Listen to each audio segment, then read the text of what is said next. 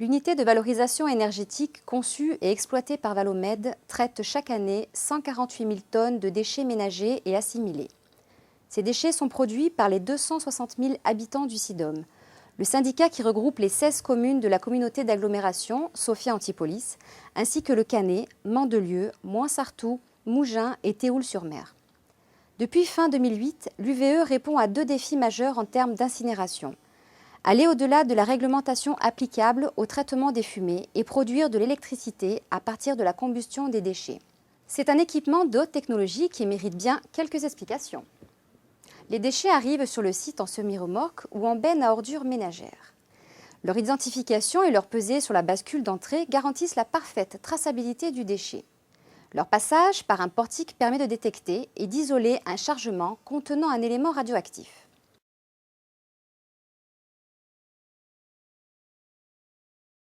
Les véhicules déversent ensuite leurs déchets dans une fosse par une des 5 portes du hall de déchargement. La capacité de la fosse est de 4 500 m3. D'une superficie de 800 m², ce hall est mis en dépression pour éviter les envols et les odeurs. 2 grappins pilotés depuis la salle de contrôle déversent à chaque prise 2 tonnes chacun de déchets dans les trémies d'alimentation des 2 fours. 18 tonnes de déchets par heure vont alors être brûlées à 1100 degrés. L'alimentation de déchets en continu, 24 heures sur 24 et 7 jours sur 7, et l'injection de l'air aspiré dans le hall de déchargement vont ensuite maintenir le processus d'autocombustion. L'incinération se fait sans nouvel apport d'énergie.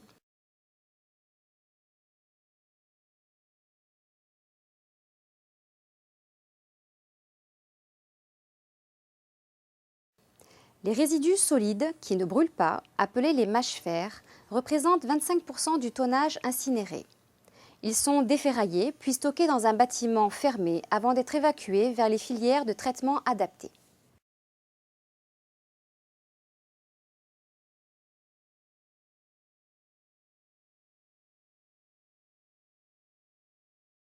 Les gaz produits par l'incinération des déchets sortent des fours à 950 degrés. Ils passent directement dans la chaudière. À sa sortie, leur température n'est plus que de 195 degrés.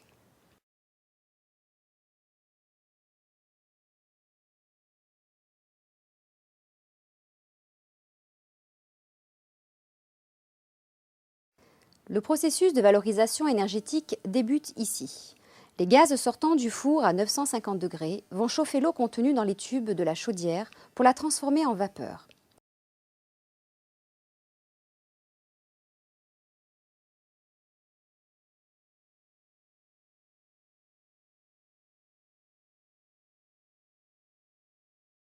La vapeur surchauffée à 350 degrés va être dirigée à une pression de 45 bars dans une turbine afin de faire tourner l'alternateur qui va produire l'électricité.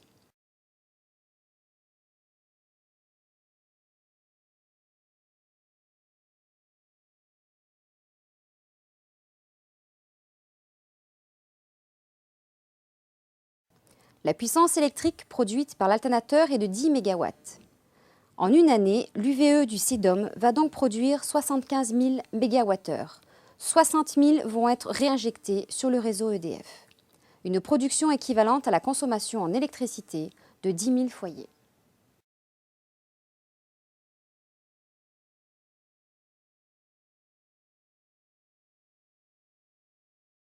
À la sortie de la turbine, la vapeur repasse à l'état liquide dans l'aérocondenseur afin d'être réutilisée dans la chaudière. En circuit fermé, les consommations d'eau sont ainsi parfaitement maîtrisées.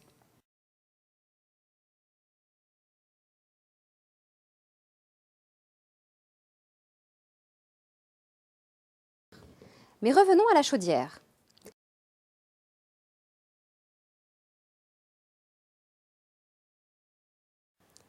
Leur passage dans un réacteur sec assure le traitement chimique des fumées. De la chaux éteinte et du charbon actif y sont injectés pour piéger les dioxines furanes et métaux lourds. La réaction basique avec la chaux neutralise l'acidité des gaz.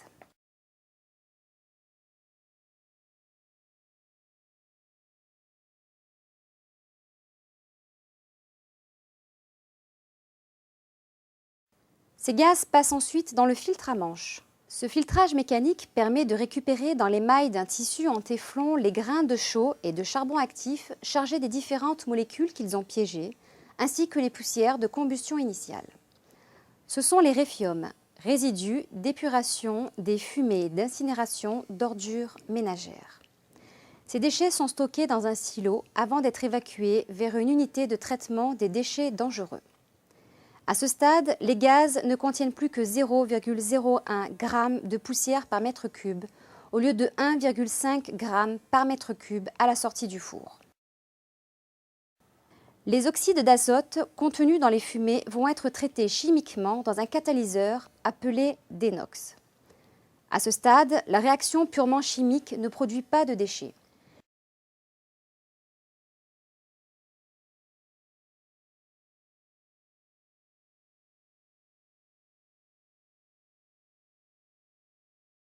Les gaz épurés sont ensuite évacués par les deux cheminées où sont installées les plateformes de mesure et les préleveurs de dioxine en continu. En termes de traitement des fumées, les performances de l'UVE du SIDOM permettent d'aller au-delà de la réglementation en vigueur. 80 mg par normal mètre cube d'oxyde d'azote au lieu de 200 réglementaires, 0,05 nanogrammes par normal mètre cube de dioxine au lieu de 0,1 réglementaire.